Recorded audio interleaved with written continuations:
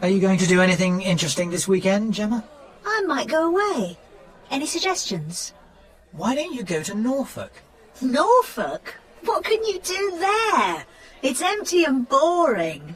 It's quiet, I know, but it isn't boring. You can go camping, you can rent a boat and go fishing, or sunbathe. Sunbathe? It's always cold and cloudy in Norfolk. Yes, okay. But it's very interesting.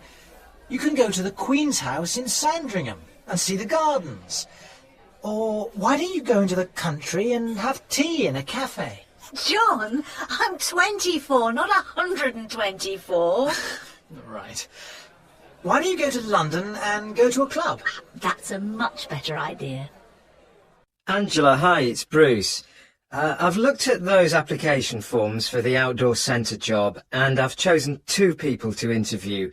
We want someone who can do sports but also be in the office, so I think you should interview Susanna and Bettina. Susanna can sail and swim and she speaks French. She worked here last year. She's very reliable. Bettina's a bit older. She loves tennis and windsurfing, and she can type very fast. Her reference says she's very outgoing. I think they're the best. Good luck. Ring me and tell me who you choose. Here is the news at 1 o'clock. Footballer Peter Conway is in hospital in France after a car accident last night. He hurt his leg, but doctors say that with painkillers he can play in England's match against Italy next week. Check-in workers at Heathrow Airport went on strike for 48 hours from midnight last night. The airport is crowded with people waiting to go on holiday, especially to Spain, Greece and Turkey, as the school holidays started yesterday. This is the second strike by the staff. They are asking for more money. Jamie Oliver is one of Britain's favourite chefs. Every week, millions of people watch him on TV and use his recipes. Jamie was born in Essex, England, in 1975. When he was only 8, he started helping in his parents' restaurant. He went to catering college when he was 16 and then worked at the famous River Cafe in London for 3 years. His first TV programme was called The Naked Chef, and it was an instant success. Jamie quickly became famous, and in 1999 he prepared lunch for the British Prime Minister. Now Jamie has got his own restaurant in London called 15, but it isn't a typical restaurant.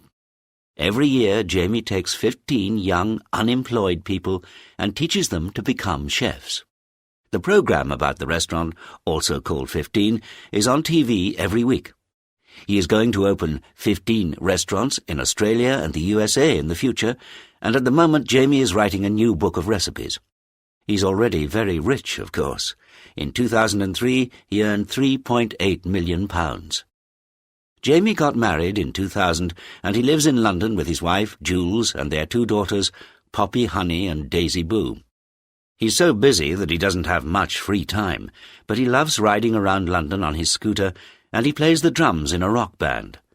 When he's at home, he likes cooking pasta and making bread. His favourite ingredients are olive oil and lemons from Sicily. Tony, you spend 6 hours a day commuting from Liverpool to London. That's right. And it costs you £8,000 a year. Why do you do it? Well, my wife works in a department store in Liverpool, and the children are very happy at school there. My family don't want to move down to London, and I don't either. So, tell me about your journey. Well, I leave the house at 6:15 and drive to the station. Then I catch the 7 o'clock train. I'm at my desk at 9:15, and I'm back home again at 8:45, and I do this 5 times a week. Andrea, why do you work in London but live in Paris? Well, I know it sounds crazy, but my husband and I really love living in Paris. It's a much nicer city than London, and the food is better. So tell me about your journey. Well, I work from 3:30 p.m. to 2 a.m., 4 days a week. I leave home at 11:30, catch the 12 o'clock train to London, you know, the Eurostar, and get to the office at about 3:25. So that's nearly 4 hours travelling. Yes, but I only go there and back once a week. I stay with a friend when I'm in London. Ian, it's nearly 1,000 kilometres from Santander to London. Why do you live so far away from your job? Well, my wife's Spanish. We lived in London for a few years, but flats are really expensive, so 2 years ago we moved to Santander and bought a flat there instead. Now I live there and work in London 4 days a week. And how long does the journey take? 4 hours, door to door. And how much does it cost? I buy cheap flights in advance. A return ticket costs between £30 and £60. A new survey on the free time habits of the British is published this week, and it shows that we still love football, shopping, going to pubs, watching TV, gardening, and, of course, fish and chips. Here are some of the more surprising results from the survey. 83% of British families have a garden, and 35% normally do some gardening every weekend. 17% of British people go swimming every week, and 16% play football, but 32% watch football on TV at least once a week. 35% of adults go to the theatre at least once a year. British people watch TV for about 4 hours every day, and 47% of men have dinner and watch TV at the same time. The British are always happy when they're socialising.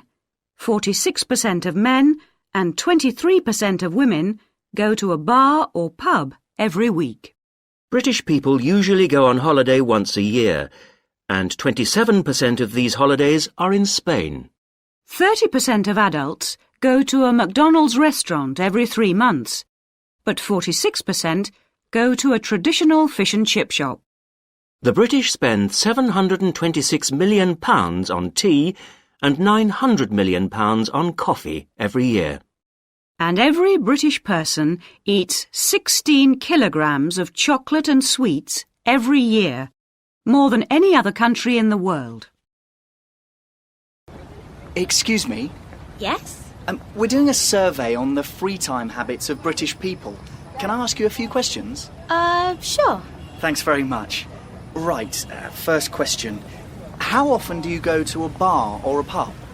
Oh, not very often. Probably about once a month. I don't drink, you see, but I sometimes go with friends. OK. Do you do any sport? Yes, I go swimming 3 times a week, at lunchtimes. 3 times a week? Uh-huh.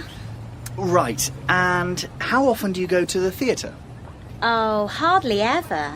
About once a year, perhaps. I go to the cinema quite a lot, but not the theatre. OK. And do you ever do any gardening?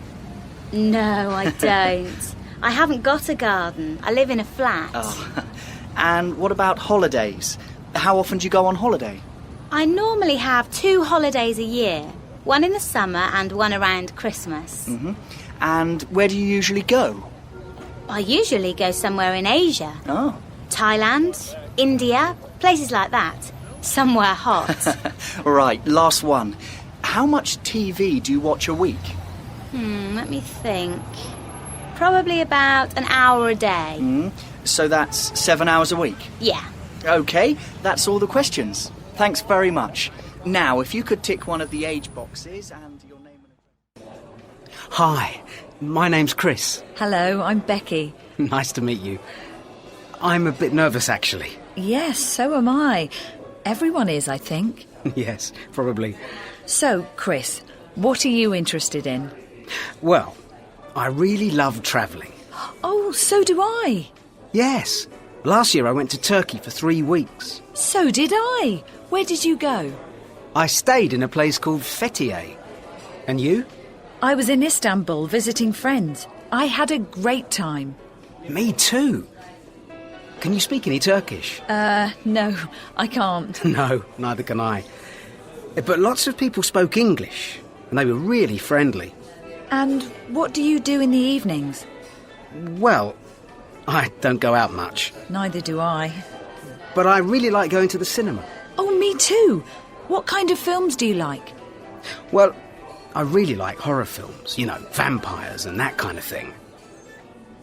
Hi, I'm Marcus. Hello, I'm Becky. Nice to meet you. Can I ask the first question? Yes, of course. Have you got any children? No, I haven't. Oh, good. Neither have I. I'm not looking for someone with children, you see. No, me neither. So what do you do in your free time, Marcus? I play football and tennis, and I go to the gym a lot. Do you ever go cycling? No, I don't. I don't like cycling. Oh, I do. I love it. Have you got any pets? Yes, I've got a dog. So have I. I really love animals. Yeah, so do I. I eat them every day.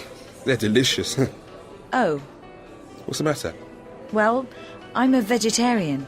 Oh, I'm not. I think animals are for eating. Oh, I don't. Well, everybody's different, I suppose. So, what's your favourite football team? How did you meet your wife, Liam? When we first met, she was going out with my best friend. Where did you first meet your husband, Hilary? We were standing in a queue at the supermarket, and he said hello. Where did you meet your wife, Colin? I was travelling back from China, and we met on the plane. How did you meet your wife, Liam? When we first met, she was going out with my best friend, Ben. That was 2 years ago. Did you like her the first time you met her? Yes, of course. She was very beautiful and really funny. So what happened? Well, I went to Ben's birthday party and Jenny wasn't there. Apparently they broke up in January and Ben was already going out with someone else. Did you call Jenny straight away? No, not straight away. I waited until the day after the party. And then? Well, I asked her out and she said yes. We went on our first date the next weekend. I took her to the cinema and then to my favourite restaurant. Was it a good first date? No, not exactly. She was very ill after the meal. Food poisoning. She was ill for a week. Oh, no! Yes, it wasn't a very good start. Anyway, we started going out in March, and I fell in love with her very quickly. Then, about 8 months later, we were having a drink in a bar, and she was laughing a lot. I just thought, I want to hear that laugh forever. So I asked her to marry me. And she said yes? Well, not immediately. She was very surprised and didn't know what to say. Then a few days later, I was cooking dinner and she just said, OK, let's get married. And so we got engaged that day. And when did you get married? 6 months after that. Were there lots of people at the wedding? Yes, there were. About 200. And was Ben there? Yes, he was. He was my best man. Nice. There was once an Indian king called Shahryar. One day, King Shahryar found his wife with another man, so he killed her and her lover. After that, the king married a different woman every day and killed her the next morning before she could stop loving him. This continued for 3 years. Shahrazad was the clever and beautiful daughter of the king's advisor. When her father told her what was happening, she decided to marry the king. Shahrazad's father tried to stop her because he knew she was going to die. But Shahrazad had a plan to save herself and all the women in the kingdom. The king and Shahrazad got married a few days later. After the wedding, while the king was drinking with his friends, Shahrazad went to find her sister. "I need your help," said Shahrazad. "Come to the palace this evening and ask me to tell you a story." So that night, Shahrazad was getting ready for bed when her sister came to visit her. She began telling her sister a story called The Fisherman and the Genie. While she was telling the story, the king came into the room. He started listening to her story too, and became more and more interested. Shahrazad continued telling the story all night, but she stopped just before the end and said, "The morning's here, husband. Am I going to die now?" "No, no," said the king. "Tell me the end of the story." "I'll tell you this evening, but not before," said Shahrazad with a smile. That night, Shahrazad finished the story, and then immediately began another. This continued night after night. The king never heard the end of a story until the next evening. He couldn't kill his wife because he always wanted to know how each story ended. As time passed, the king fell in love with Shahrazad. He knew he could never kill her because he couldn't live without her and her stories. To show Shahrazad he really loved her, the king married her again. The stories Shahrazad told the king became the stories of the 1001 Nights. Hello, I'm Celia. Hello, Celia. I'm Sammy. Nice to meet you. Are you enjoying the party? Yes, it's great. How do you know David and Jane? I met them when I was travelling in Africa last year. Oh, really? I'd love to go there. One day, maybe. And what about you? How do you know them? Oh, I live next door. Right. Do you live near here? No, actually I live in Manchester, but I'm down here because... Simon, I'd like you to meet my sister, Paula. Nice to meet you, Paula. Hello. Didn't we meet in Milan last year? You mean at the film festival? Yes, that's right. You were talking to a friend of mine, Sally Brigg. Oh, yes, I remember. How is Sally, anyway? Oh, she's fine. Working hard, as usual. Right. Where did you meet David? We went to school together. Really? Do you see each other often? No, not very often. The last time was when I went to... Hello. You're a student at the English Centre, aren't you? Yes, I am. Sorry, have we met before? No, I don't think so. I'm Stephen Black. I work with David and Jane at the centre. Nice to meet you. My name's Carlos. Are you a friend of David's? No, I'm a friend of Jane's. Well, actually, she's my English teacher. She invited the whole class to the party. I became a pilot about 20 years ago. I had to do 72 weeks basic training, but I didn't have to pay for it. The company did. I was lucky, I suppose, and now I have a job that I love. But these days, most pilots have to pay a lot of money to do their training. You don't have to go to university, but you probably learn more facts than a university student. At least that's what people say. A London taxi driver has to know 25,000 streets and all the important places in the city. It's not easy to become a vet. You have to have a degree, and the training takes 5 years. And you don't have much free time when you're a student vet. You have to work very hard. It's not easy to become a vet. You have to have a degree, and the training takes 5 years. And you don't have much free time when you're a student vet. You have to work very hard. To get my practical experience, I had to work with vets or farmers every weekend and in the holidays. As I said, the degree course is 5 years, and in the final year students have to do a written exam, a practical exam, and an oral exam. And the cost? Well, I had to pay about £13,000 a year for my training. It's much more now, I think. But I'm pleased I did it. I love my job. I became a pilot about 20 years ago. I had to do 72 weeks basic training, but I didn't have to pay for it. The company did. I was lucky, I suppose, and now I have a job that I love.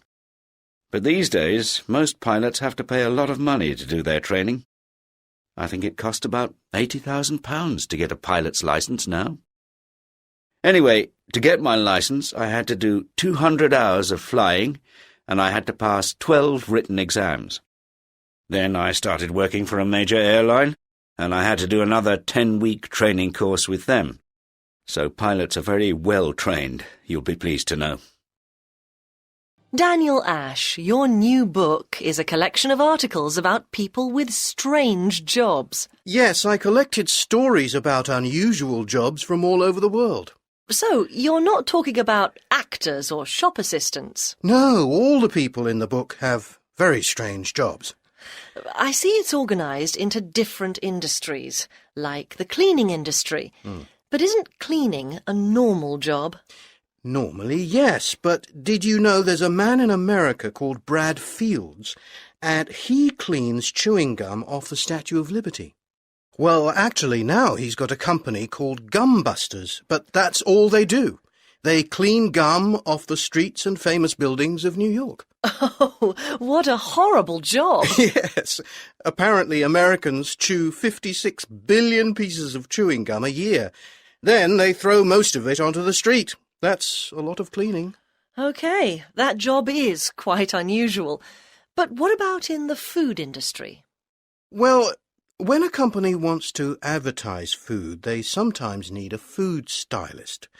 Their job is to make food look good in advertisements. I've never heard of that job before. Well, there are only about 20 food stylists in Britain. For example, when we look at a picture of strawberries and cream, we're really looking at strawberries and white paint. Really? Yes, and they paint sausages with washing up liquid, then coffee, to make them look natural. So, what's the strangest job in your book, do you think? Well, how about a vermiculturalist? What's that? A vermiculturalist is a worm farmer. Ah. These people manage farms that only have worms. No other animals, only worms. But why? Well, worms like eating rubbish, and that's good for the environment. So companies pay a worm farmer to clean up their rubbish. Fascinating. But, ugh, not a job for me. I see there's also a chapter about artists. What strange jobs did you find in... Hello? Hi, Joanne, it's Rita. Oh, hi. How are things? Oh, fine, thanks. Look, I'm really sorry, but I can't come to the cinema tonight. My boss is ill and I have to take a client out for dinner. Oh, don't worry. Another time, maybe? Yes, that'd be nice. And I'll buy you dinner afterwards. Oh, lovely. Anyway, I have to go. I'll call you at the weekend. OK, speak soon. Have a nice dinner. Bye. Bye. Wayne, where's the Morgan report? I'm sorry, I couldn't finish it yesterday. Oh dear, what happened? I had to help Katie. Her computer crashed.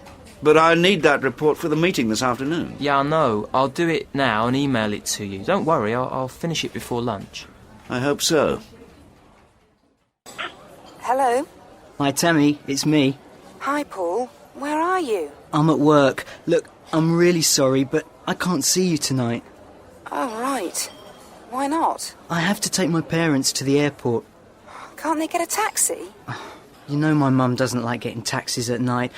I'll see you on Friday, I promise. We can go out somewhere nice. Sure. If you're paying. I'll phone you tomorrow. Love you. Love you too. Bye. Have you ever been to a rock festival, Julie? Yes, I have. I've been to lots, actually. The last one was in Germany. Oh, right. Who did you see there? I saw David Bowie and U2. They were great. Have you ever seen them in concert? No, I haven't. I'm not a big rock fan. I prefer classical music or jazz. I like bits of classical music. I quite like Mozart. Have you ever been to a classical concert? No, never. Oh, listening to an orchestra playing live is a fantastic experience. You don't know what you're missing. And how about a jazz concert? Oh, yes. I've been to one. It was okay. Oh, I've been to hundreds. Live jazz is just amazing. Have you heard of Miles Davis? No, I haven't. Who's he? Seriously, you've never heard of him? He was a brilliant jazz musician. You've never heard of his Kind of Blue album? No, never. You're joking. It's only the best-selling jazz record of all time. You don't know anything about real music. Right.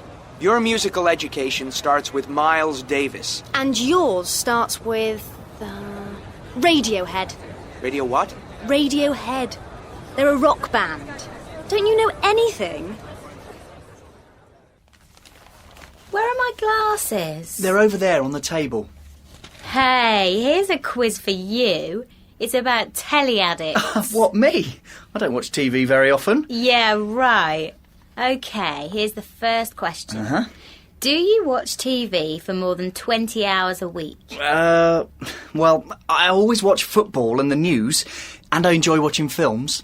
And you watch at least one soap opera every day? Yeah, OK, so I probably do watch TV for 20 hours a week. 20 hours a day, more like. OK, question 2. Have you ever watched TV all night? No, I don't think I have. Not all night, anyway. OK, next question. Do you ever work or study with the TV on? No, never. I can't work when there's any noise. I have to have complete quiet. And question 4. Have you got a TV in your bedroom or the kitchen? No, I haven't. You know that. And do you always have to have the remote control? Yes, I do, actually. Yes, you do, don't you? Men always have to have the remote. It's a power thing. Oh, I don't know about that. I usually can't find it. OK, on to the next one. Do you sometimes have dinner in front of the TV? If I'm on my own, then yes, of course. Doesn't everyone? You're not doing very well, are you? Question 7. Do you know exactly when all your favourite programmes are on? Yes, I do, actually. OK, last one. Have you ever missed something important because you wanted to watch TV? Yes, once. I missed my cousin's wedding because I wanted to watch the football. Toby! But it was the World Cup quarter-final. Right, I see. So, how did I do? Well, you get 1 point for each tick, so that's... And the first question, please. Hello, my name's John Davis, and my question is, do you think university education should be free? Stuart Downs, what do you think? I'm sorry, I don't agree. Universities need more money, as we know, and students get good jobs when they leave university. So, they should all pay. I'm not sure about that. I don't think everyone should pay. I didn't have to pay for my university education, and neither did you, Stuart. But there are many more students now than there were 20 years ago, Penny. It's impossible for the government to pay for everyone. Yes, maybe you're right. But I think the government should help people who haven't got the money to pay. What about you, Jackie? Do you think students should pay? No, definitely not. The government can always find money to pay for wars, so why can't they find money to educate the young people of Britain? So do you think that universities in the future will only be for rich people? Yes, definitely. That's what's happening now. I agree with Jackie. That's why we have to help students from poor families to go to university. Do you agree with that, Stuart? Yes, I think so. We can help them, certainly. But I don't think the government should pay for everything. The students should pay something too. What do you think, Mr. Davis? Should universities be free for everyone? No, I don't think so. I didn't go to university, and I don't earn much money.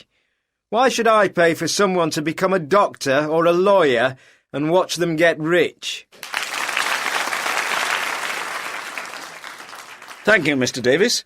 And the next question. Yes, the lady in the front row. Today my guest is Dr. Dylan Evans, head of the robotics department at the University of the West of England. Welcome to the programme, Dylan. Thank you. Firstly, what kind of things can robots do now? Well, today robots can't do very much. They can build cars and other machines very quickly, but they can't move around easily. And what will robots be able to do in 5 or 10 years' time? By 2020, robots will be able to learn a language, recognise your face, and understand what you say. They'll also be able to walk and run just like humans. Really? Yes, but they won't be able to do more complicated things like play football. That won't happen for another 20 or 30 years. But by 2050, a team of robots might win the World Cup. That is an interesting thought. And what about at home? Will a lot of people have robots in their houses? Oh, yes, I think so. In 2020, most homes in Japan will have 2 or 3 domestic robots. Old people will have robot friends to look after them, and rich people will have lots of robot servants. Oh, that's amazing. What will these domestic robots be able to do? They'll be able to do the housework, clean the carpets, and even feed the cat. They'll also be able to talk to other machines in your house, like your computer and your fridge, but they won't look like humans. They'll still look like machines. So, will robots ever be able to think like humans? Yes, definitely. There will certainly be intelligent robots before the end of the century. And finally, do you think robots will take over the world, like in the movies? No, I don't think so. Humans and robots will have to work together, because they'll need each other. Thank you very much. That was Dr. Dylan Evans. In 2020, well, I'll probably be married. And I want to have children, but I only want girls. I don't like boys very much, they're stupid. My husband will go out to work, and I'll stay at home all day and watch TV. And we'll have lots of horses. Well, we won't be in England, that's for sure. In 2020, we'll have a house somewhere hot, like Spain or France. We have 2 children, you see, so we can't move now. But they'll have their own lives by then, so we'll be able to live wherever we want. At the moment, I'm doing a degree in engineering, so in 2020 I'll probably be an engineer for a big company or something like that. Or I might be a teacher, but at a university, not a school, and maybe I'll speak English fluently by then. Well, I'll be 67, so I'll be a bit fatter perhaps, and I won't have much hair. I think I'll be old and grey. I'll probably look like my mother. You look like your mother now. Hey! Oh, and I'll have a new husband too. We're going to buy a camper van and drive across the desert. Kelly's thinking of writing a book about our journey, and I'm going to take lots of photographs. I'm also hoping to learn Italian. I'd like to go to Italy one day and visit all their wonderful art galleries. And I'm looking forward to spending more time with my grandchildren. I'm planning to go and live somewhere hot, like the Caribbean. I'm really looking forward to spending every day at the beach and getting a suntan, and I'd like to learn how to dive. You're listening to Talk Talk with Martina Webb and me, Gary Baker. Welcome back. Now, joining Martina and me in the studio is Anthony Schuster, who's written a new book on Mars called The Red Planet. Welcome to Talk Talk, Anthony. Thank you. Firstly, what's the weather like on Mars? Well, Earth is about 78 million kilometres nearer the Sun than Mars, and so Mars is much colder than here. Actually, the average temperature on Mars is minus 55 degrees. So, you need to take a jumper then? Yes, probably. Is Mars bigger than Earth? No, it's a lot smaller, and there's no oxygen on Mars, of course. So, does that mean there's no life there either? No, not necessarily. In the 1970s, scientists thought there was no life there, but now they think differently. Why's that? Well, photographs taken by the European Space Agency in 2004 show that there is definitely water on Mars. And where there's water, there's probably life. But we're not talking about little green men, are we? No, we're not. As I said, scientists now think that there might be life on Mars, but it will be very small organisms like bacteria, not aliens or spacemen. And will we ever see people walking on Mars, do you think? Oh, yes, I think so.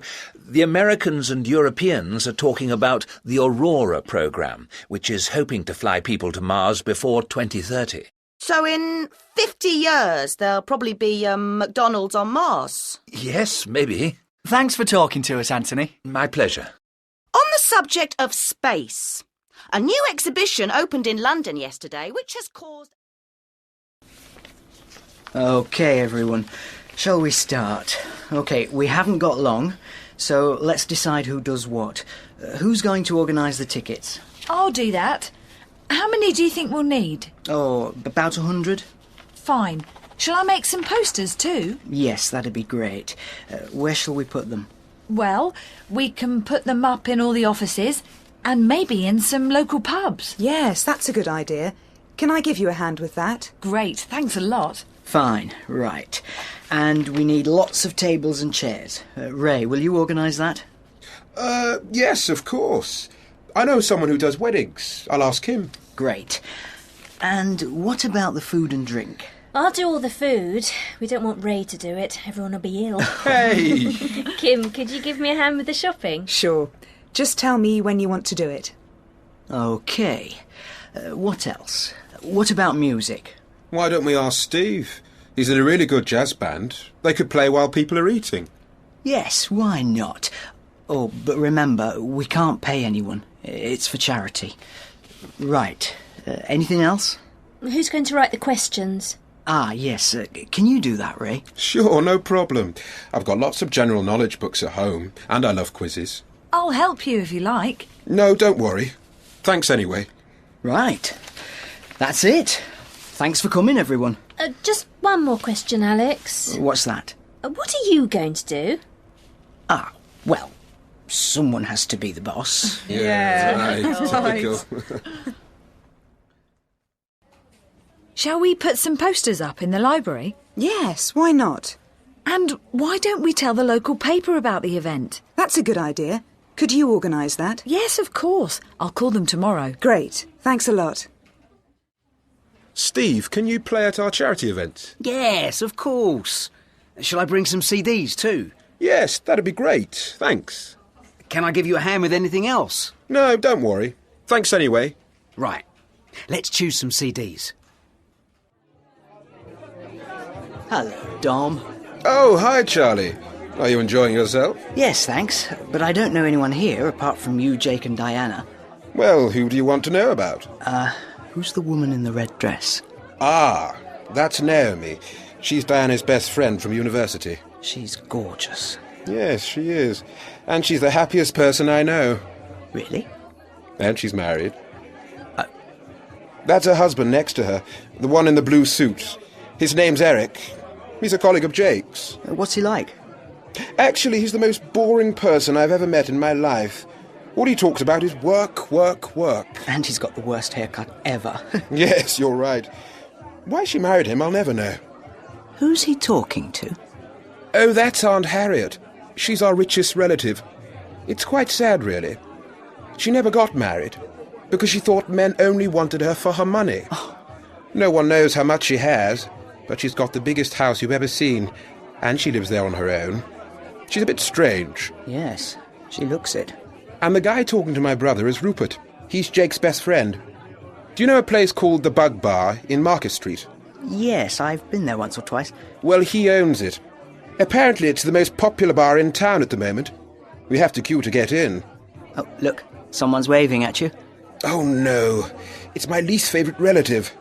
Hello, Uncle Patrick. How are you? That's my great-uncle Patrick. He's 90 next birthday. Wow, he doesn't look that old. Yes, well, he's married to a much younger woman. She's only 76. Anyway, come with me and I'll introduce you to Naomi's sister. I don't think she's married. Hello, Lydia. What happened at the bank this afternoon? Bank managers. They're all idiots. Oh, dear. We can't borrow any more money. Is that what you're saying? Of course that's what I'm saying. And if we don't start paying them back soon, they're going to close this restaurant. Oh, no. They can't do that. Yes, they can. And they will. In 2 weeks. Hi, Mum. Hello, Darren. How did it go at the bank? Oh, don't ask. Don't worry. Things will get better. And soon. I hope so. How many customers have we got in today? 6. 6? Is that all? I bet the Angel has more than 6 customers. Yes, it's full. I walked past a few minutes ago. There were people waiting outside. Oh, dear. If we don't get our customers back, we're going to have to close the restaurant. That won't happen, Mum. I promise you. Darren, these are for table 2. And they want a bottle of house red. Come on, hurry up. We still have some people to look after. OK, I'm going. Hi, Dad. Hello, Trudy. How are you? Yeah, not bad. Hey, guess what? I've got a job. For how long, we wonder? Well done, darling. What kind of job is it? I'm a waitress at that new restaurant down the street. What? You mean the Angel? Yeah, that's right. I'm starting on Monday. But if you want to be a waitress, why don't you work here? Because you haven't got any customers, that's why. And anyway, I live with you people. I don't want to work with you as well. I have to go. Bye. I don't believe it. That woman. Calm down. At least she's got a job. Not her.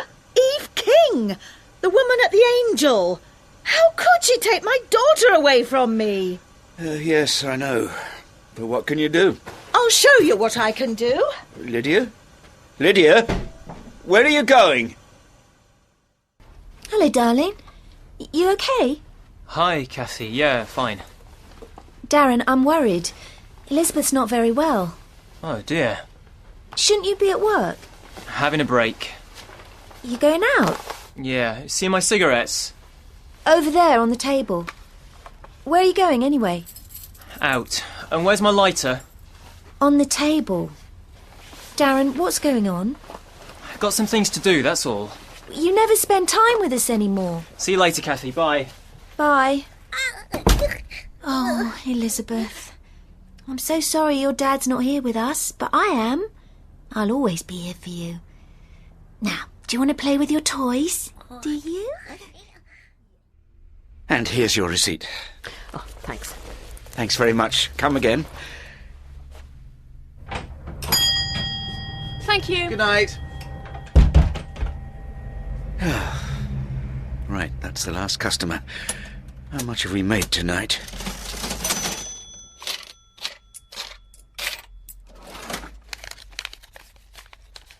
£126. Oh dear. Sorry, we're closed. Oh, it's you, Darren. Where did you go? Out. Had things to do. But we had customers. Thought you could look after them. There were only 6. Where's Mum? She's, I don't know.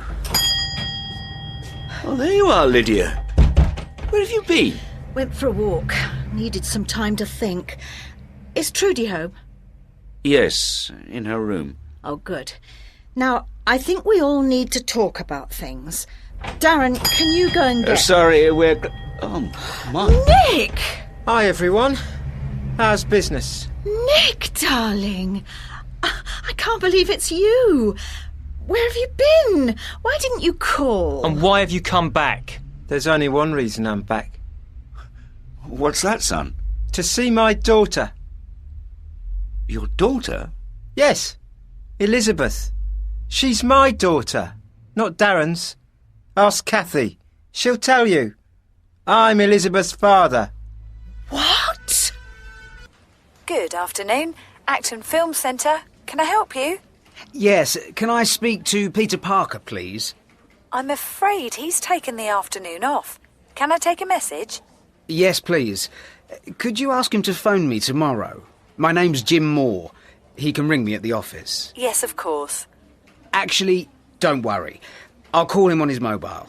Thanks anyway. Bye. Goodbye. Hello? Hi, Claire, it's Jim. Is Peter there, please? No, he isn't. He's at work. Oh, OK. He, wasn't in his office. Oh, well. Have you tried his mobile? Yes, there was no answer, but I left a message. Oh, OK. Shall I tell him you called? Yes, thanks. And can you ask him to call me back? I need to talk to him about our golf weekend. Sure. He can get me on my mobile. Or he can call me at home this evening. OK, I'll tell him. Bye, Jim. Bye, Claire.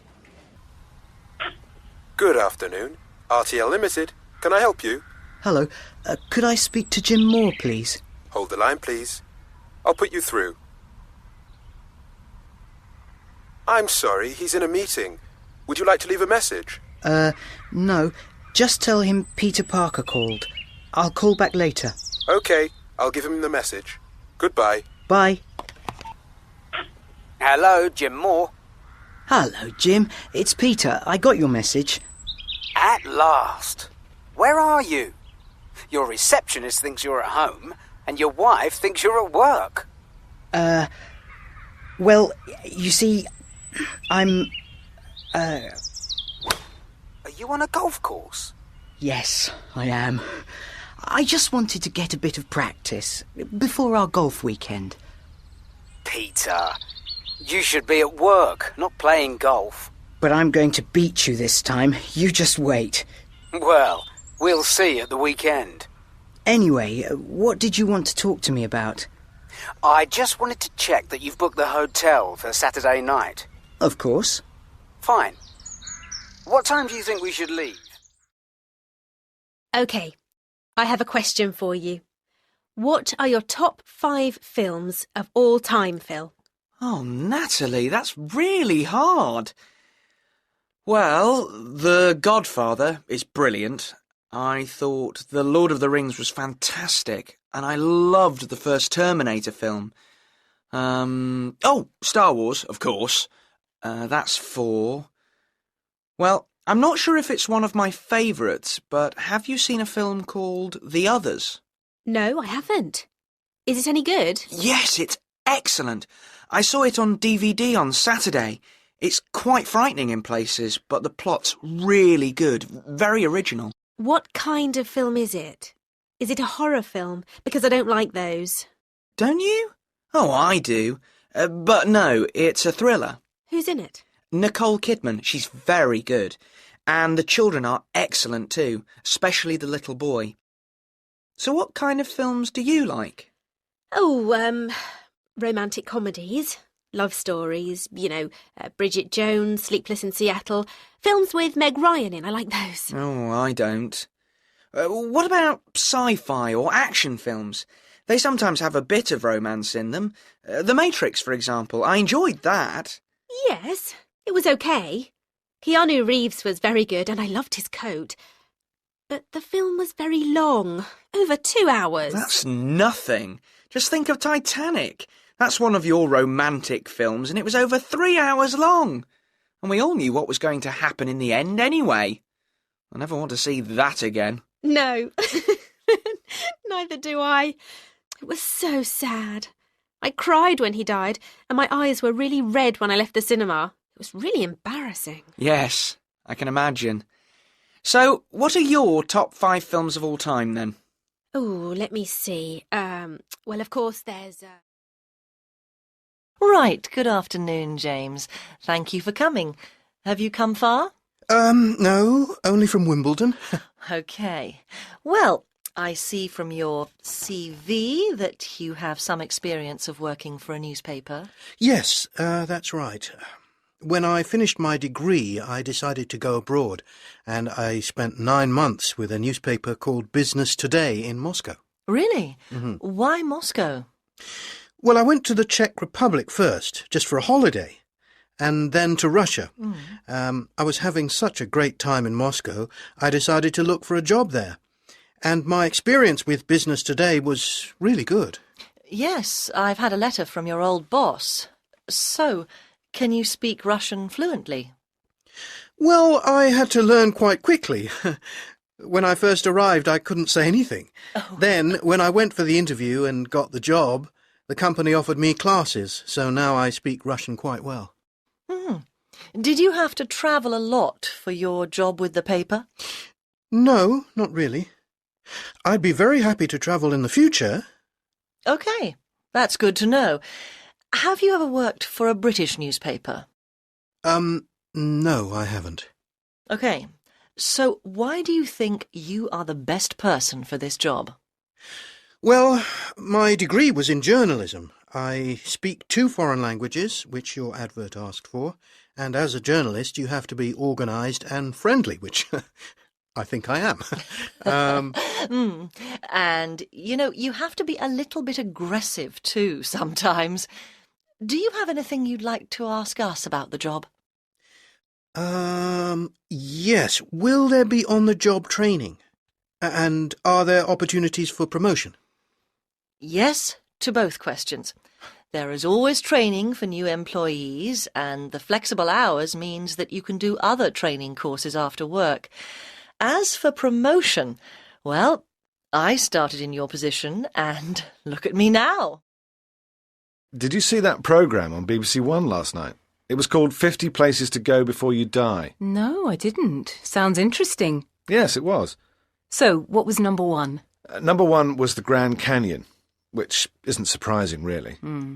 Number two was the Great Barrier Reef, then Disney World was third, and I think the South Island in New Zealand was fourth. Was it? That's where Rob and I are going on holiday. Wow! Lucky you! Yeah, we're leaving on Saturday. The tickets arrived this morning. We're really excited. I'm sure. How long are you going for? 2 weeks. And, of course, it's summer over there now. 2 weeks of sunshine. I can't wait. Nice. Where are you staying? We're staying with friends for a week. They live in Christchurch. Then we're going on a package cycling tour for 3 days. Cycling for 3 days? Wow. That sounds like hard work. Well, it's not all cycling. Sometimes we're driving to places in a tour bus and then cycling when we get there. Oh, right. What about you? Are you having a holiday this year? No, I'm not going anywhere. But I've videoed that programme, so I'll watch it again instead. OK, I'm ready, I think. Wow, that was quick. Well, we don't need many clothes. It's summer over there, remember? Are you taking any sun cream? No, I'm not. We can get that there. I suppose you're taking lots of pairs of shoes? Yes. Is that a problem? Well, only because I'll probably have to carry them. No, you won't. I can carry my own suitcase. Oh, yeah. I've heard that one before. Oh, by the way, I'm taking some CDs. Have you got any requests? Well, let's just say I don't want to take any of yours. Anyway, I'm taking a few books. I like reading when I'm on holiday. Books are heavy. How many are you taking? Oh, just 1 or 2. Rob? Yes? Have you got any room in your suitcase? Maybe. Why? Oh, there are just some things I can't get in mine. Such as? Let's see. There's my camera and some rolls of film, my walking boots, a few T-shirts. Oh, and a packet of tea. Tea? Well, I can't live without tea. And you can't get good tea outside the UK. OK. Where are all these things, anyway? There, on the chair. What? All that? What's in that bag? Oh, just a bit of makeup. Do you need all that? Well, you know what I look like without any makeup. True. You should definitely take the makeup. Hey! But maybe you can leave the tea. Ariel Amazon Towers. Ariel Amazon Towers is one of the most incredible hotels I've ever stayed in. It's in the middle of the Amazon rainforest in Brazil, about 60 kilometers from Manaus, the nearest city. What makes it so special is that most of the hotel is up in the trees, 30 meters above the ground. There are 2 excellent restaurants, and after dinner, you can go for a drink in one of the 4 treetop bars. Or you can go swimming in one of the hotel's beautiful pools and watch the monkeys and birds in the trees above you. There are also lots of things to do nearby. I went for a long walk in the rainforest with an excellent local guide and saw plants, trees, birds, and animals of every description. You can also go to local villages for the day, or go on a boat trip along the river Amazon and go fishing for piranhas. Every day is an adventure. I was never bored in the 3 days I was there. Ariel Amazon Towers has 278 rooms and suites, including a Tarzan suite, and it costs around $120 a night. It rains a lot from December to June, so the best time to visit is from July to November. Jules Undersea Lodge. I was worried when I arrived in Florida because the hotel I was staying in was underwater and I couldn't dive. But after a 3-hour class, I was able to dive down to the hotel with an instructor. You can get a full diving certificate in 3 days. Jules Undersea Lodge began as a research laboratory in the 1970s, and it's unusual for many reasons. Firstly, it's very small, just 2 bedrooms, a kitchen, and a shared living room. Also, there aren't any staff in the lodge. They're on land. But they monitor the hotel 24 hours a day, and you can get room service any time you want. The first evening I was there, I ordered a pizza, and half an hour later, a diver delivered it to me at the hotel. During the day, you can go diving or snorkeling, or go for an underwater walk. And you should definitely go on a tour of the nearby shipwreck, an experience you'll never forget. But the best moment was waking up and seeing hundreds of tropical fish watching me through my bedroom window. The lodge isn't cheap. 1 night costs $499 per person. But it doesn't matter when you go. It's always wet. Hello, reception. This is John Linton, room 28. I'm sorry, but I've got a bit of a problem. My breakfast hasn't arrived, and I ordered it for 7 o'clock. I wonder if you could check for me. Oh, I'm terribly sorry about that, Mr. Linton. I'll call the kitchen immediately. Oh, and I wonder if I could have some more towels, please. I dropped mine in the bath last night. Right, I'll send some up. Thank you very much. You're welcome. Can I help you, sir? I certainly hope so. I'm afraid I've got a complaint. I'm in room 102 and it's much too noisy. It's right next to the lift and I didn't sleep at all last night. I'm very sorry, but I'm afraid there isn't another room available today. We're fully booked. Right. Could I speak to the manager, please? If you take a seat, I'll tell him you'd like to see him. Thank you. Excuse me, could you help me? Oh, hello, Mrs. Gibson. What's the problem? I'm sorry, but I think there's something wrong with the TV. Would you mind sending someone to look at it, please? Of course. I'll send someone up straight away. It's room 12, isn't it? Yes. Thank you very much. Not at all. Oh, and we're leaving today, of course. Yes, that's fine. Check-out is at 12 o'clock. So, there is a room available today? Yes, but it's already booked, I'm afraid. Ah, here's the manager, Mr. Jones. I'm sure he'll be able to help you. Are you the manager? Yes, I am. Well, I've never stayed in such a terrible hotel in my life. The towels... I live in an opal mining town called Coober Pedy in Australia. It's in the desert, about 850 kilometres north of Adelaide, the nearest city. I lived in Adelaide for 7 years before I moved to Coober Pedy, but I prefer living here. The strange thing about this town is that 80% of the people live underground. This is because it's usually over 50 degrees in the summer and below freezing in winter. But the best thing about these underground houses is that it's always about 25 degrees, so we don't need air conditioning or central heating. My family and I have lived in this house for 5 years. It's just like a normal house, but without any windows. I live on a houseboat on the River Seine with my husband Alain and our daughter Isabelle.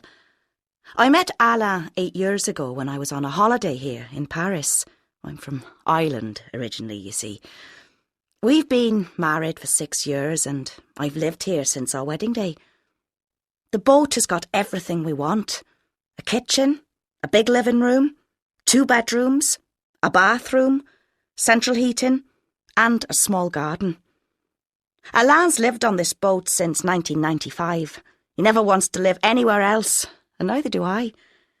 The best thing about our home is that it moves. We can leave tomorrow and go anywhere we want. You know Richard, my new boyfriend? Yes. Well, his parents have invited us to dinner this evening. Oh, how lovely. And I don't want to do anything wrong. Could you give me some advice? Yes, of course. What do you want to know?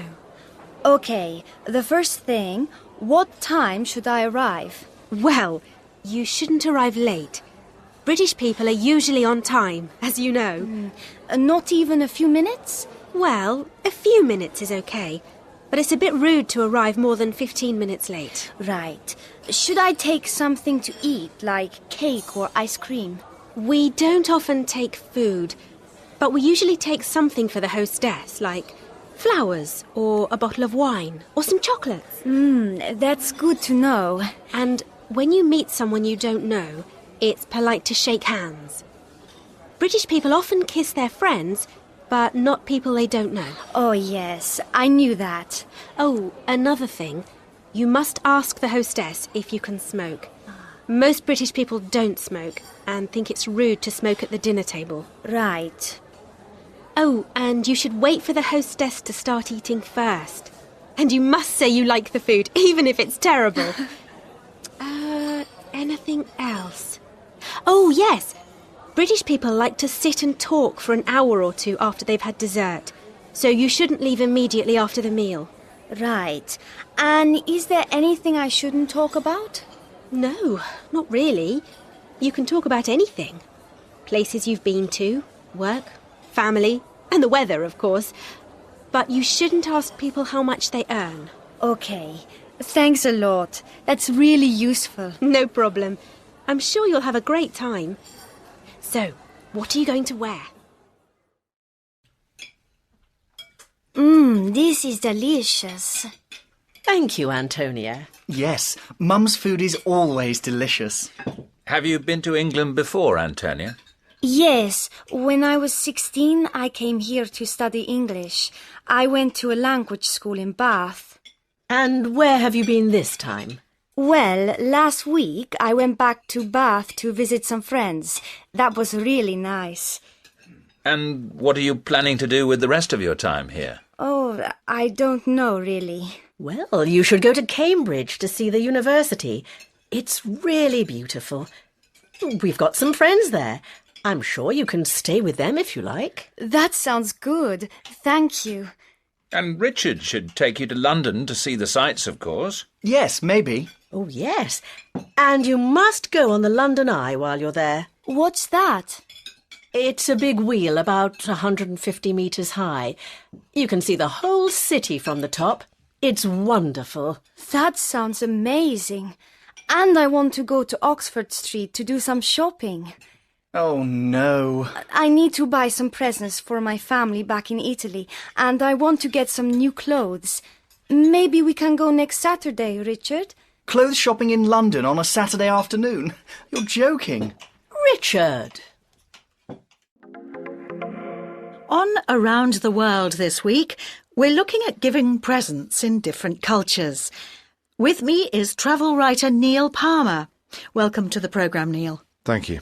Now, everyone gives presents, of course, but it isn't as easy as that, is it? No, it certainly isn't. In some places, like China, for example, it's polite to refuse a present once or twice before accepting it. If you accept it immediately, people might think you're greedy. And you should give the present with both hands, not just one hand. Oh, that's interesting. And even opening presents can be a problem. In most Western countries, like England or the USA, people want you to open the present when they give it to you. But in places like Thailand and Vietnam, it's very rude to open a present immediately. You should keep the present and open it when you get home. And is there anything you shouldn't give as a present? Well, that depends on the country. In Japan, you must never give anything you can cut with, like knives or scissors, as these are a symbol of death. Oh dear, that could be embarrassing. Yes, and in both Japanese and Chinese, the word for 4 means death, so you shouldn't give anyone an even number of things. That's why in Japanese department stores you always buy glasses in sets of 5 or 7. In the UK, we often give flowers. Is that the same all over the world? Yes, but you still need to be careful. In countries like Turkey, for example, you shouldn't give your hostess white flowers. People only give white flowers at funerals. And you must give an odd number of flowers. An even number is unlucky. I never knew giving presents was so difficult. Neil Palmer, thank you for coming in to talk to us today. It was a pleasure. Whereabouts in Scotland are you from, Bruce? The capital, Edinburgh. Oh, I'm going there next month on business. So what's Edinburgh like? Fantastic. It's very cosmopolitan, and the city itself is very beautiful. The centre's a bit touristy, but the city still has lots of tradition. And of course, there's Edinburgh Castle, which is amazing. Is Scotland similar to England? No, it's quite different. We have the same currency as England, but we have our own banknotes, and we have our own language, Gaelic. But don't worry, everybody speaks English, with a Scottish accent, of course. I must admit I don't know much about Scotland. Most people don't. They know that men sometimes wear a kilt, which is like a skirt, but for men, and that we play a musical instrument called the bagpipes. And of course, Scottish whisky is one of the most famous drinks in the world. But Scotland's much more than that. So, what are the people like? Well, they're quite reserved, but they really like foreign visitors, and they're always very welcoming and friendly. And what's the weather like? It can be quite wet and windy, and the winters are freezing. But on a warm, sunny day, there's nowhere better in the world. And what's the food like? Ah, delicious. Have you heard of haggis? Yes, but I don't know what it is. Basically, it's a sheep's heart, cut up and cooked in the sheep's stomach. Ooh, it sounds horrible. I know, but it's really good. When did you say you were going? In August. Brilliant. You'll be there for the Edinburgh Festival. Now that is an experience. Lots of street theatre, comedy and music. It goes on for nearly a month. That sounds great. Is it easy to get tickets for things? Now, where's my list? OK. I won't leave the office until I finish this report. I need that for the meeting in Zurich. Right, what's next? Oh, yes, I need some euros. OK, as soon as I finish the report, I'll go to the bank. They'll still be open, I think. If not, I'll get some at the airport. Right, tickets. Frank's got the tickets. I'll call him when I get home just to check. And I'll phone the hotel to check our reservations after I talk to him. What time do I have to be at the airport? Wow, that's early. I think I'll pack before I go to bed. OK, that's everything, I think. Now, where's that report? Well, my life has changed completely, of course. Looking after a child is a full-time job. After Meg was born, I was quite depressed for a few weeks. But I'm less stressed about things now, I think. Martin helps when he's home, but I get upset when he says he's got too much work to do. I have to work 24 hours a day. Meg isn't sleeping well at the moment, so I never get enough sleep, and then I don't have enough energy to do anything in the day. Also, I miss work and my adult friends. Now I'm at home all the time with the baby, it can be quite lonely. I haven't been out with my friends since Meg was born, so I don't really have a social life. But I'm never bored. I've always got too many things to do, and there aren't enough hours in the day to do them all. But, of course, there are lots of good things too. I was very excited when she smiled for the first time, and I love watching her sleep. Yes, I'm very happy being a mother, but I don't want to have any more children. I think one child is enough. Life's changed a lot since Meg was born. But I don't mind. I'm just pleased that she's a healthy baby. The change has been a lot harder for Vicky, I think. But Meg wakes up a lot in the night, so neither of us is getting much sleep. Also, we don't really have a social life together anymore, because Vicky's usually too tired to go out in the evening. When I get home, we normally just have dinner and watch TV. I sometimes go out with friends from work, but I feel a bit guilty, so I try not to get home too late. At least I earn enough money for the whole family, so we don't have to worry about paying the bills or anything. Vicky would like to move to a bigger house, But I think this place is big enough for us. For now, anyway. And the good things? Well, I love watching Meg's face. She's not old enough to talk, but she makes some funny faces. Yes, I'm really pleased I'm a dad. I think she's beautiful. And we'll have more about that story later in the programme. A new report out today says that one of the biggest causes of stress is our neighbours. So we sent our reporter, Mandy Stevens, to find out what the public think. Excuse me, can I ask you if you get on well with your neighbours? Oh, yes, definitely. I've got fantastic neighbours. Well, they're friends, really, not just neighbours. We often, go round to visit each other for coffee and just talk about the day. And when I go away for the weekend, they, always look after my cats, which is really useful. Well, I kind of get on with all my neighbours, except one. They've got a teenage son, you see, and he's like learning to play the drums. They're really loud and it drives us crazy. I've talked to his parents, but, they just don't care. We're thinking of moving house to get away from them. Well, I don't have any neighbours, actually. I live in a big house in the country and there's nobody near me. The nearest house is about 4 miles away. And, that's just the way I want it. I like the quiet, you see. Well, most of my neighbours are, okay. But it's the kids that are the problem. There aren't enough places for them to play, you see, so they just get into trouble. It's not really their fault. They're kind of they're just bored, really, and there's not much to do round here.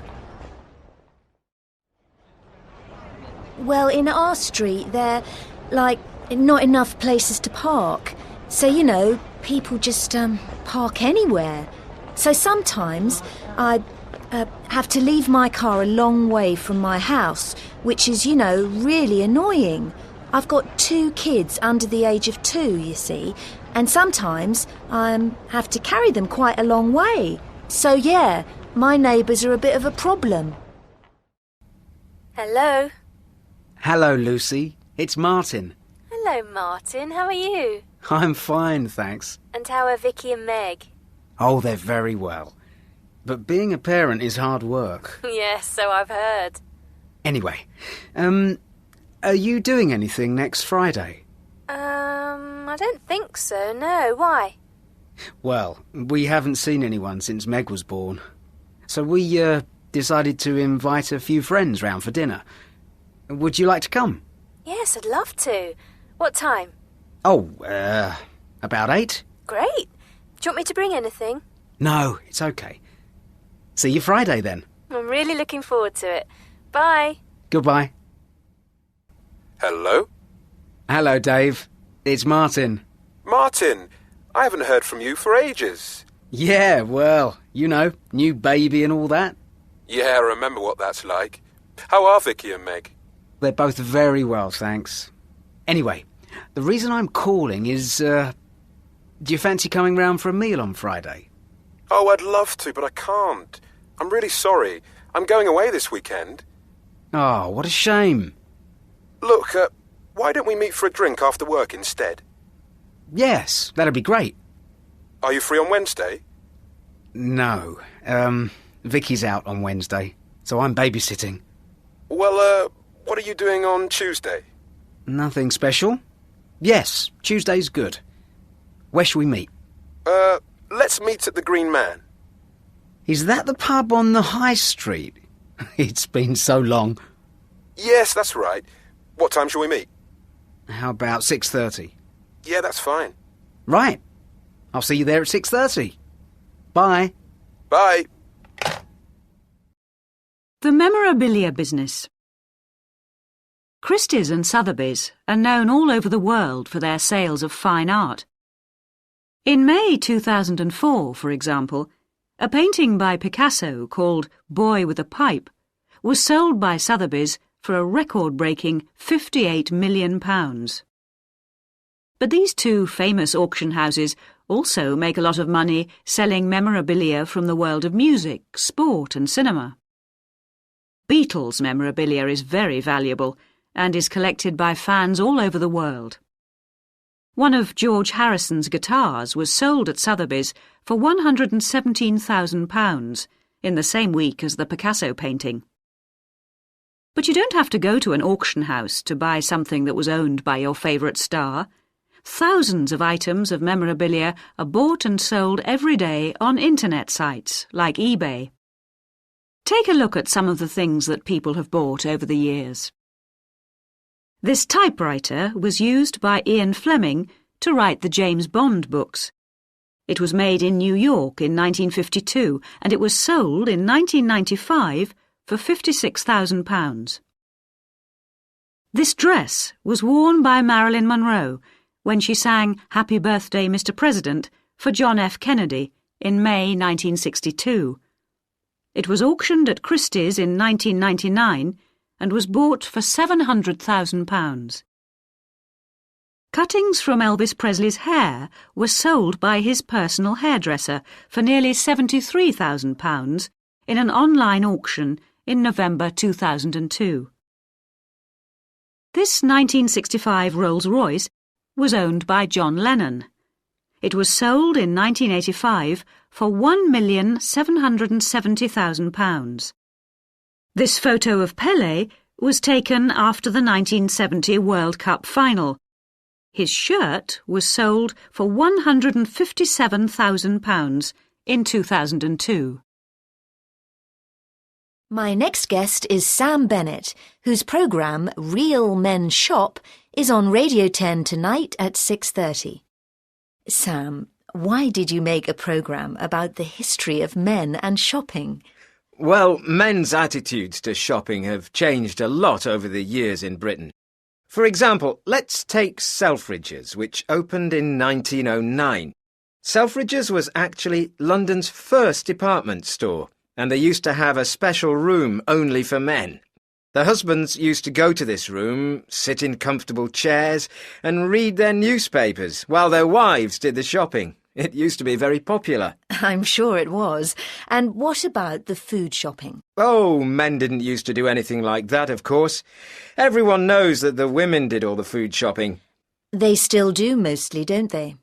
Yes, but it's not as bad as it used to be.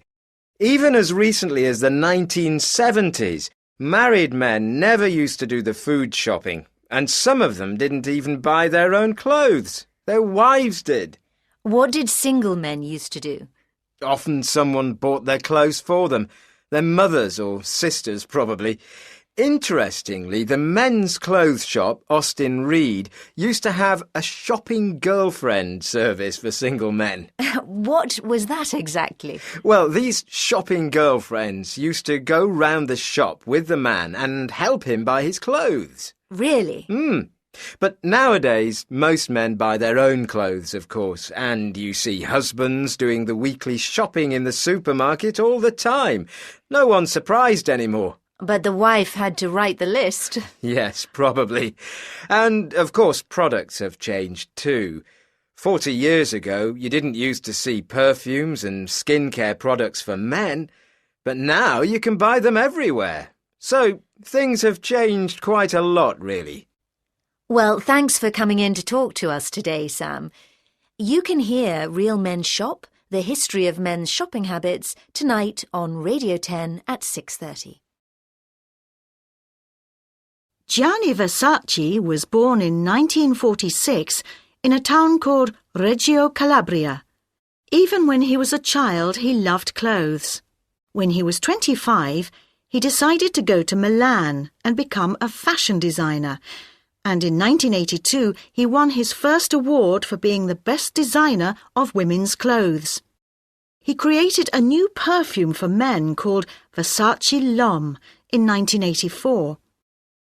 And in September 1988, he opened the first Versace shop in Madrid, Spain.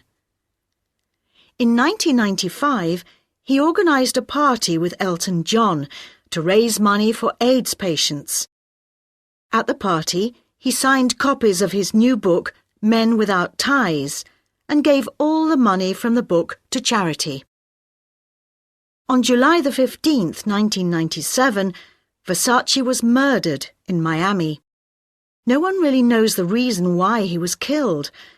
But 9 days later, a man was found dead on Miami Beach. The police believe that he was Versace's murderer. Pippa, I've just got your message. I'm so sorry. Thanks. When are you leaving? Today. I've already told them I'm not staying to the end of the month. Actually, I've just finished clearing my desk. Have they paid you for this month? Yes, they have. I've already checked my bank account. And what about Andrew? Have you told him yet? No, I haven't. He isn't back from Germany until Friday. I don't want to tell him over the phone. No, of course not. I understand. And guess what? I've just opened an email from Ed Burrows in Cardiff. Oh, yes? He wants me to call him. He says he might have a job for me. Wow, news travels fast. Have you phoned him yet? No, not yet. I need some time to think about what I want to do. I've just been on the internet looking for a cheap holiday. I haven't found anything yet, but I'll have another look when I get home. Uh-oh, here comes the boss. I have to go. I'll call you later, Sharon. Bye. Bye. Excuse me, are you, the new person who's just moved in across the street? Yes, I am. Hello, my name's Alice. I own the flower shop on the corner. Nice to meet you. I'm Mary. Have you heard the news? No. What's happened? Well, the man who lives in the big house at the end of the village was murdered last night. What? Yes, at the, new garden centre. The garden centre? Yes, that's the place where they found the body. Jack Miller, he's the man who was murdered, is the owner. And it, only opened 2 weeks ago.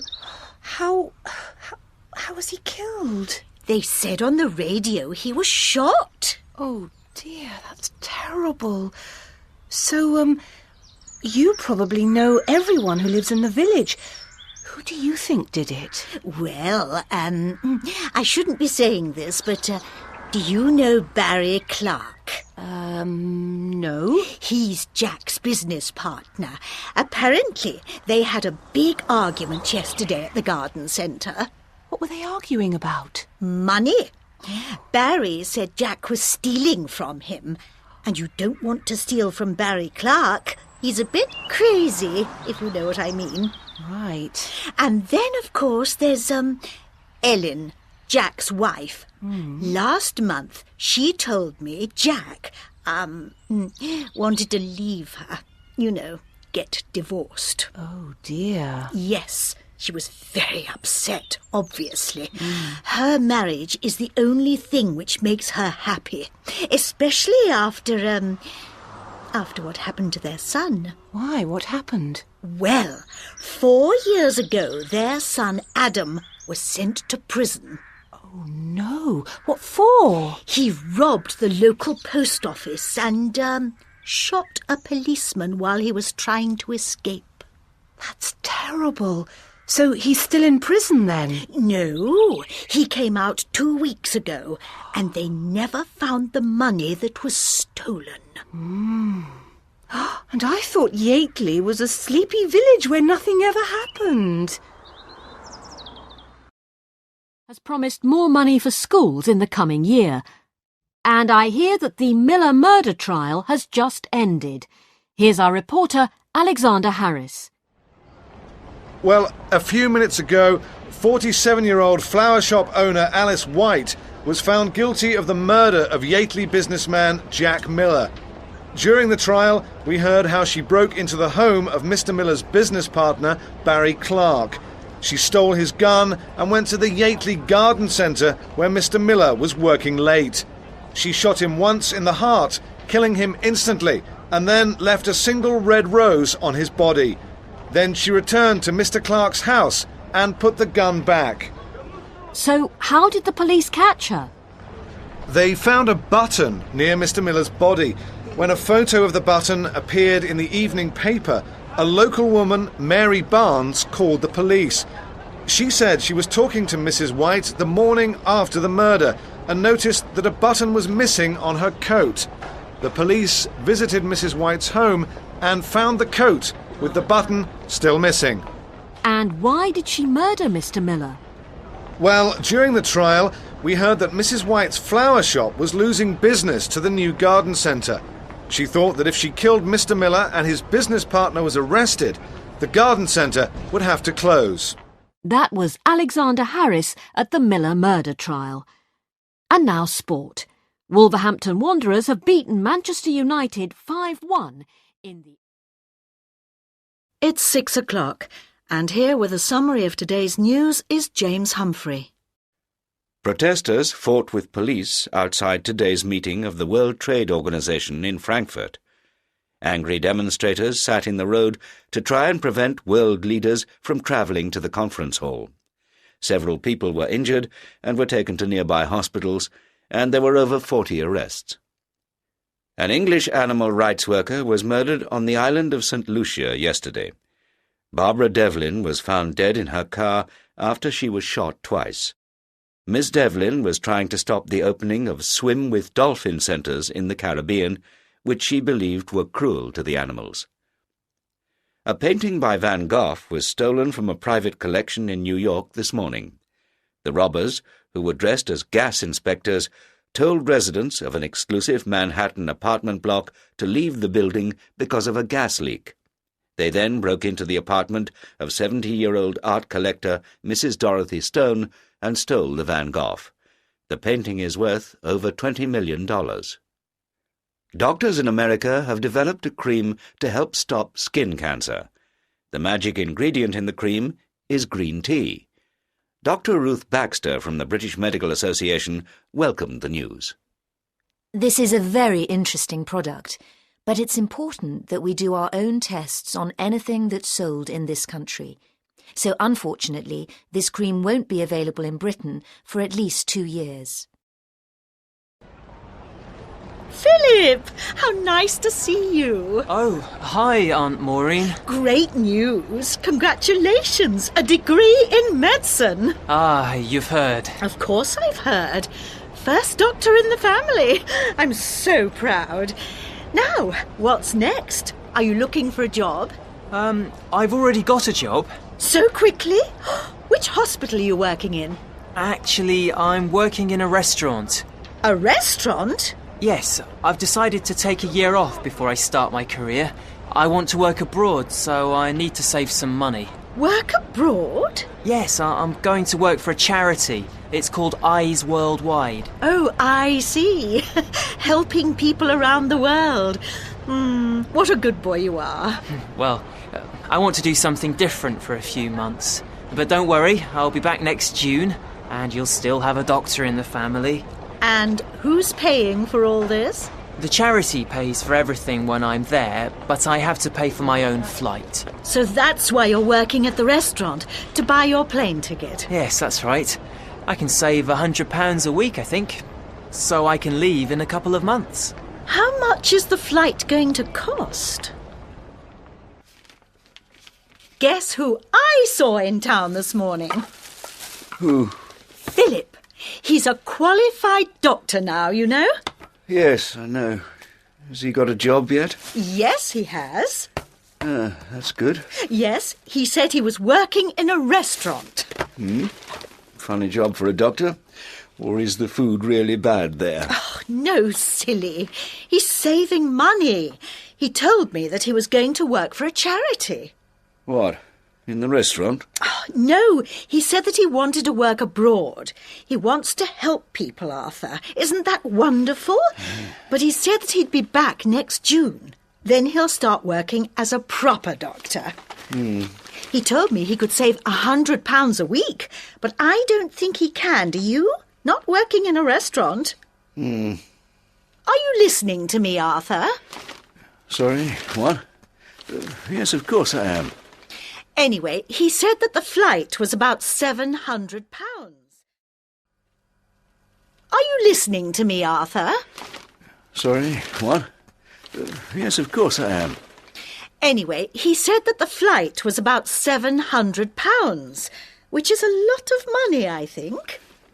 Yes, it is. And he told me that he didn't earn very much, only £180 a week. Well, I said that it was going to take him ages to save enough money. Years, probably. Exactly. And then he said that he was working 7 days a week. Well, I don't think he should have to work that hard, do you? Yes. No. Good. I'm so glad you agree, because I told him we'd pay for his ticket. What? Yes, he was very happy, I can tell you. So I got the money out of the bank this afternoon and gave it to him. He said he could pay me back next year, but I told him that it was a present from us both. And you didn't want to discuss this with me first? What's the point? You never listen to a word I say anyway. Right, I'm just going to phone Mrs. Jenkins and tell her. Oh, and Mrs. Lindsay and Dorothy Black, and then... I'm talking to filmmaker Oliver Fuller, who's making a new documentary about the great magician Harry Houdini. Hello. Oliver, what can you tell us about Houdini's early life? Well, his real name was Eric Weiss, and he was born in Budapest, in Hungary, in 1874. His family moved to the USA when he was 4. And when did he start doing magic? He became interested in magic when he was a boy, and started working as a professional magician when he was 17. Did he become famous very quickly? No, he didn't. In the early days, Houdini and his wife Bess used to do magic shows all over New York, sometimes 20 shows a day. But after 5 years of trying, he wanted to give up magic. He put an advert in the newspaper offering to sell all his magic secrets for $20. Luckily for him, nobody answered the ad. What was his greatest trick, do you think? Well, the underwater escape, I suppose. He was put into a tank of water in handcuffs and chains. Then Bess pulled a curtain around it. When she opened the curtain a few minutes later, Houdini was standing next to the tank. It was really amazing to watch. So how did he do his tricks? Well, he used to practice opening handcuffs for 10 hours a day. He also used to hide pieces of wire in his hair and between his toes. And he was very fit. He could stay underwater for 3 minutes or more. How did he die? Well, many people think he died on stage, but that isn't true. What really happened was that he had bad stomach problems while he was doing a show in 1926. He refused to go to hospital until he finished the show. He died a week later. Well, that was Oliver Fuller, whose new documentary on Houdini will... Oh, hi, Juliet. It's me, Sandy. A group of us are going dancing on Friday night. I think we're going to a nightclub called Lucky's. Do you want to come? Some of the girls are coming to my house for dinner first, and then we're all meeting at 9:30 outside the club. Oh, and we'll probably share a taxi home afterwards, so you don't have to drive. Give me a call later. OK, bye. Hello, Juliet. It's your father. I hate these machines. I'm thinking of organising a lunch party for your mother's 50th birthday. Are you able to come home for the weekend of the 18th? I'm planning to ask your Aunt Maud and Uncle Jim, and your grandmother will probably come to stay for the whole week. I'm hoping to find a company to do the food. Well, I'll phone again later. Oh, don't tell your mother. It's a surprise. I used to earn a lot more when I worked for a big multinational company, but I was often really stressed too. I worked 14 hours a day and didn't have any free time. My friends and family were always saying, "You shouldn't work so hard, you should find another job." And so finally I thought, yes, they're right. So here I am. I've lived in this village for a year now, and I've had my own company since August, so that's about 6 months. I used to worry about oversleeping in the morning or getting stuck in traffic, but now I don't have to drive anywhere. My office is only across the road, and if I start late in the morning, I'll finish later in the evening. My wife is also much happier here too, and she only has to drive to the next village to visit her parents, or get on a train to London to go shopping or to see a play. The only problem is I don't earn as much as I used to. And I owe the bank a lot of money because I started this business on my own. But I'll pay it back as soon as I can. Of course, if I won the lottery, I wouldn't work at all. But I'd still live in the country. I wouldn't go back to the city for anything.